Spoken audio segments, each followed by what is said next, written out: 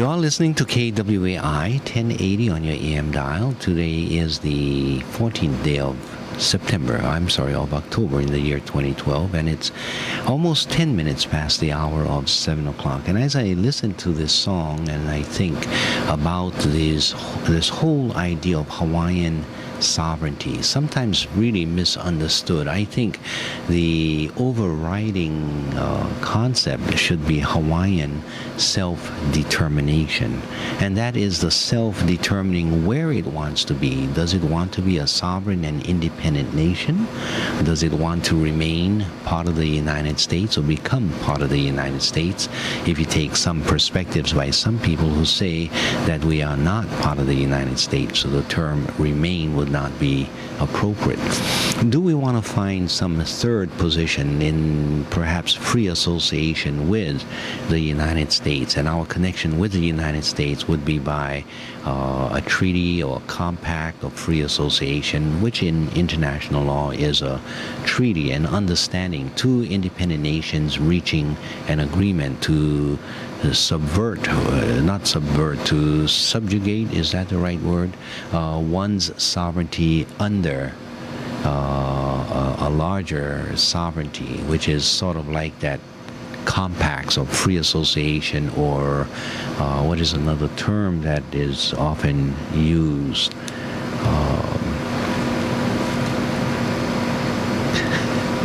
The English countries oftentimes have or use that particular term, and I've forgotten the word for it. I'm engaging in some discussions, or I have been sitting with people, especially from the Office of Hawaiian Affairs, and revisiting this question of what should be the position of the Office of Hawaiian Affairs in terms of how it places or how it preserves for its primary beneficiaries, the Native Hawaiians, the right of these choices to be able to choose between integration and independence, and perhaps a third option in free association with, sometimes the word I was looking for was the term commonwealth, that is formed, a relationship by many former British colonies who, now being independent, still are tied to Britain in terms of being part of a commonwealth, still respecting the Queen as its queen, that kinds of stuff. What should be Hawaii's relationship with itself and with the rest of the world, especially with regards to the United States of America, which has been a major factor in Hawaii's development over the last 150 years. Some would say a major occupier of Hawaii. Should we be an independent nation? Should we be part of the United States? And what is the process by which we achieve that determination? At the present time, you have the state legislature and previously the Office of Hawaiian Affairs just pushing us to be integrated, or the Native Hawaiians to be recognized within the United States as an Indian tribe, as an indigenous people, as a nation within a nation. The United States being that larger nation, and the nation of Hawaii made up of only indigenous Hawaiians, consisting of that Hawaiian nation within the United States.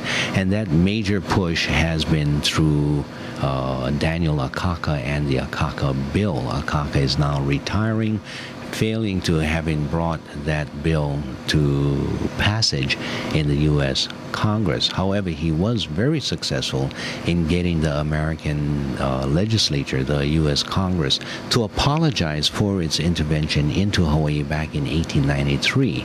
But with that apology, there was no real reconciliation. There was no real return of what was taken, and so now the question is, what is the terms of such a return?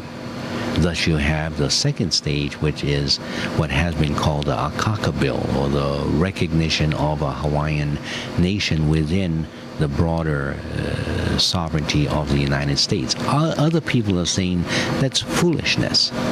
Why should an independent nation invaded, occupied, colonized, now have to submit itself to the authority of that invading country? Is it not the case that the United Nations back about 20 years ago had said loud and clear, with the United States agreeing to it, that any property that had been taken as a result of an illegal invasion cannot then become the permanent territory of that invading territory.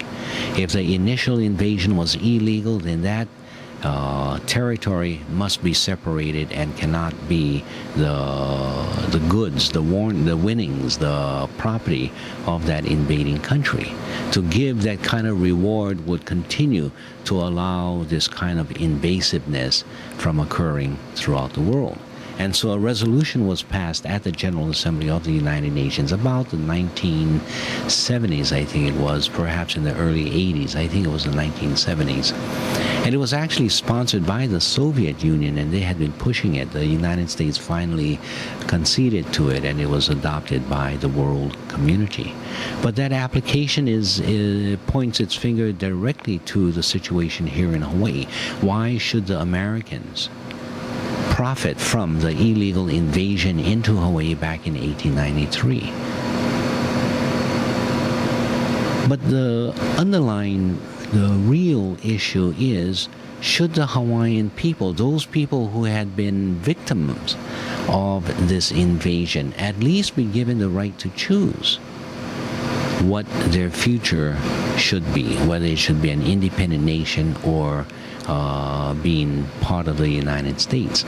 And that right to choose is that right of self-determination. Within the umbrella of self-determination, they should have the right to choose independence, or what we call sovereignty, or they should have the right to choose integration within the United States. So the overriding right should be the right of self-determination, and among the choices should be either one of these options. What is the best way that we can bring our people to that position? Right now we have the Hawaiian, or the Native Hawaiian Roll Commission. The Roll Commission, essentially established by the state legislature after seeing that the Akaka Bill has failed, was an attempt to create the image of the Akaka Bill, but recognized by the state of Hawaii. And by creating that image, perhaps the Obama administration will then pick up on this and say, I don't need federal legislation for it. I can do it administratively and recognize the Hawaiian nation created out of this Roll Commission as a subservient nation within the United States of America.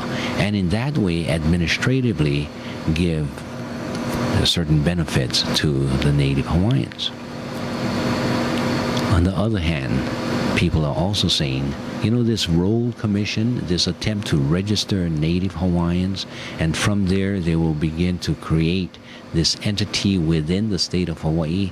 What happened to choice? What happened to the choice of independence itself? And why is it that our right towards that choice is simply being washed away, being swept under the rug? Was there not a promise made back in the 1990s that the people could vote for their representative, have them meet in a convention, and then propose from that convention to the Native Hawaiian people these choices? You folks decide what direction you want to go. You can go towards independence, you can go towards integration within the United States, or you can choose both if you want, or you can choose neither and send us back into a convention or create a new convention. This was supposed to be the exercise of self-determination. It was supposed to be a grassroots attempt to meet the test of self-determination. after the state legislature and the Office of Hawaiian Affairs began to see what was really being talked about, and this is my impression now, what was really being talked about out of that convention, and the discussion was very strong with regards to an independent nation that did not include only the native Hawaiians, but was inclusive of many other people who had decided that they want to be citizens of Hawaii. So it was an open society, an inclusive society, one that still kept a separate sacred place for the native Hawaiians, but it did not exclude others from being part of this Hawaiian independent nation. And when they saw that this movement was getting very strong within the convention, and the convention was going to come out with two proposals and let the people decide for themselves whether or not they wanted an independent nation or to remain part of the United States, funding was pulled away from these conventions. You had in the state legislature one of the current legislators, Senator Malama Solomon, who refused to even consider the bill to refund this organization so that it could complete its work. With the Office of Hawaiian Affairs, again, the trustees of the Office of Hawaiian Affairs would not sponsor the convention. So what they did was they came up with this newfangled idea, the Native Hawaiian Roll Commission, in which they're saying, okay, Hawaiians, why don't you register and then we'll get your names. And it's like somewhat like the Ku'e petition. So enroll your names now to identify yourself as Native Hawaiians. And so that is the tactic or technique that is being used to give recognition to or establish historically that you are a Native Hawaiian. Many Native Hawaiians are saying, heck, I don't need to enroll to establish that I am a Native Hawaiian. I am. My birth certificate, my history, my genealogy already states who I am. You are trying to use this merely as a political gimmick to create the integrationist approach. Other people are saying, no, this is not part of the Akaka bill. This is separate from the Akaka bill. But others are saying, yes, but by creating this entity, you are shaping it very similar to what the Akaka bill had wanted. And if you read the legislation closely, you will find that what they're talking about is taking this entity and hopefully the federal government will give it recognition. So as I said before, administratively or congressionally recognizing this entity as a nation within a nation. Sort of sidestepping the Akaka bill and trying to get in through a different avenue is what the intent is of those who have proposed this Native Hawaiian Roll Commission.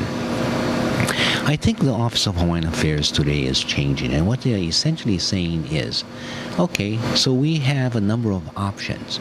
Our position is not to direct the Hawaiians as to what option they should choose, but our position should be to leave the options open, to allow the Hawaiians the opportunity to select from these options as we move into the future. That's the kind of sense that I'm getting from having sat down with some people within the office and seeing that within that office there is some change to being more open than previously, when it seemed the only real discussion was my way or the highway. It has to be the Akaka bill, and anything negative to the Akaka bill cannot be tolerated. So the issue of independence was no longer to be considered. That's at least the impression I had with regards to the former leadership at the Office of Hawaiian Affairs and the change that I have seen come about. If you have an opinion or something to guide me in the direction that this matter should be taken, give me a call, 524-1080. Let's discuss this matter. Let's put it up on the air, have other people hear about it, and let's see what they have to say about it. Okay, 524-1080.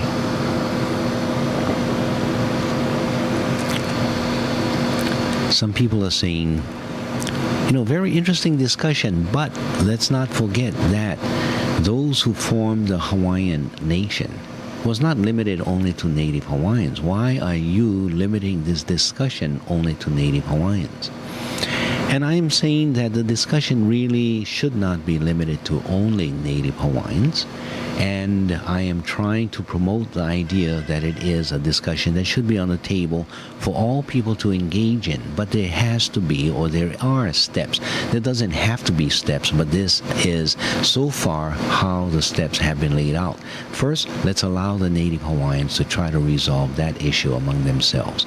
And in the resolution of that issue, what we have found in the convention is the Native Hawaiian Convention is saying, as we approach independence, let's open it up. Let's have all people who consider themselves to be Hawaiian citizens to join in that discussion in the formulation of our future for Hawaii. Okay. Our telephone number is 524-1080. Let's go to our telephone lines. Aloha caller. Thank you for calling. Welcome to the program. Yes, Poka. Yes, good morning. I wanted to remark about the Song of Sovereignty. Yes. Peter Apo composed that. I don't know if he composed it. He may have, but it did appear on the Hawaiian Nation album. And, Peter, I believe, was a producer of that album and very active in it. I don't have the, the liner cards with me. So I'm not sure who exactly composed that song.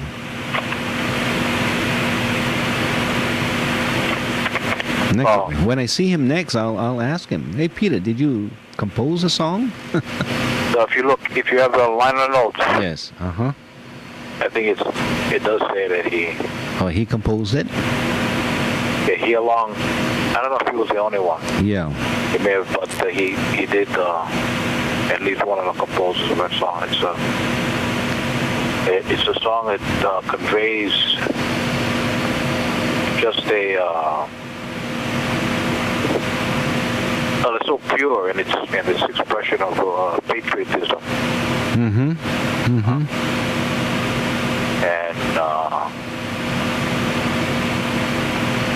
And I think that for now, after all that has come out and all that is now so genuine, we know it's true that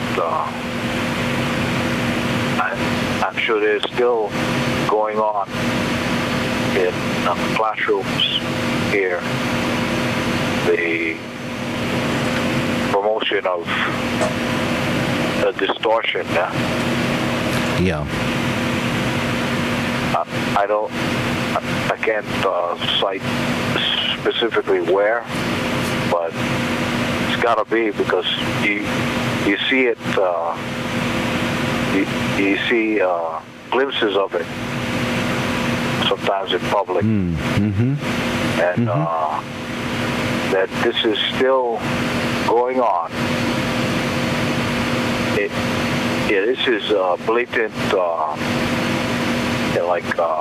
Brainwashing, mind control, teaching what is not true, and promoting it as this is a truth.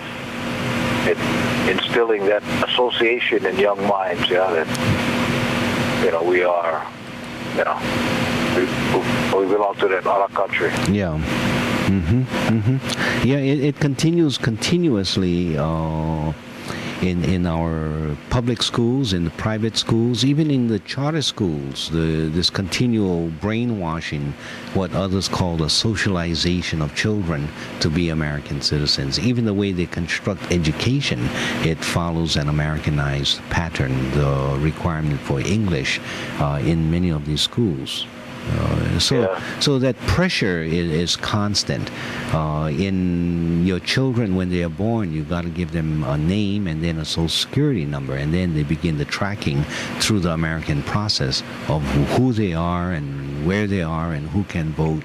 In the licensing requirements, they are making it so difficult that you need to show essentially your American citizenship in essence in order to get licensed, and if not, you got to go through all kinds of different requirements to get a license just to drive in Hawaii. So yes, there is that very strong pressure to continue to regenerate, resocialize us to be American citizens, and yet on the other hand, talking about the invasion, the overthrow, the illegality of those acts. But somehow they don't want to face the mirror at the present time. That's supposed to be all in the past. Well, now they're going to increasingly face it, that they're going to have to, because too many people have and are, learning it, knowing it, Mm-hmm. and it's oh man, I get so infuriated thinking about it. Yeah, yeah. We continue to be subjected to the extortion even. Mm-hmm. Yeah. Mm-hmm. That's right. Pressured even with extortion, and yet we hear the promotion of the USA as the champion and citadel of freedom. And and of course that those who put on a uniform and grab a firearm, that they are the protectors and defenders of this way of life and of freedom itself. Mm-hmm.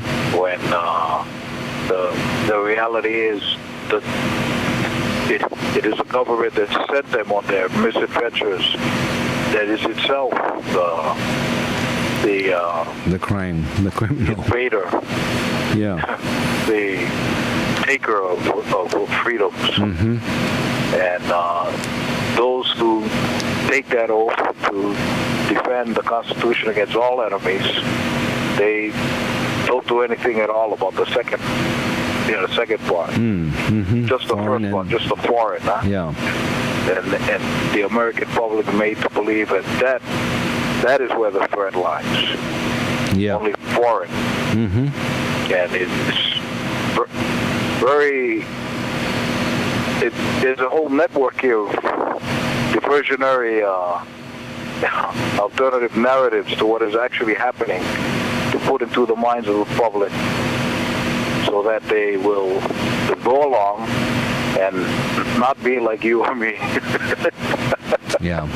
Yeah. So that right. we might, so that we don't help them so that we don't enable them to continue. Mm-hmm.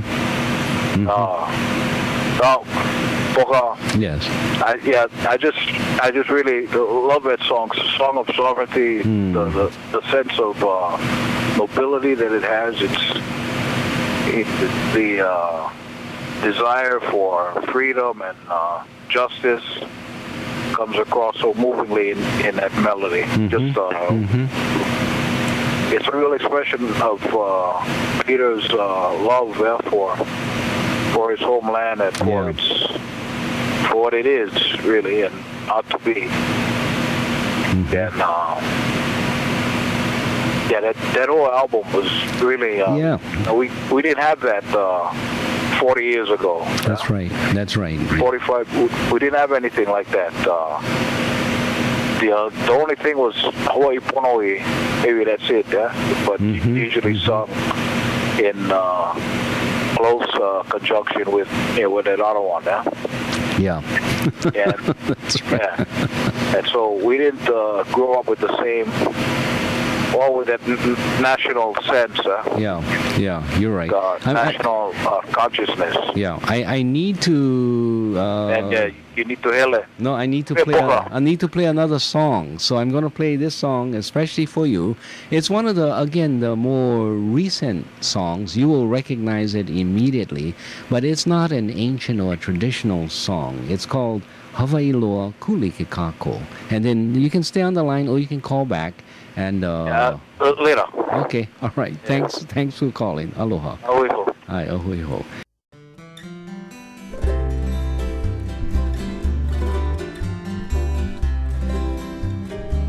Kaulana na pua o Hawaii, kupa ama hope o ka aina, iki mai ka elele o ka loko ino, pala pala anunu me ka paka.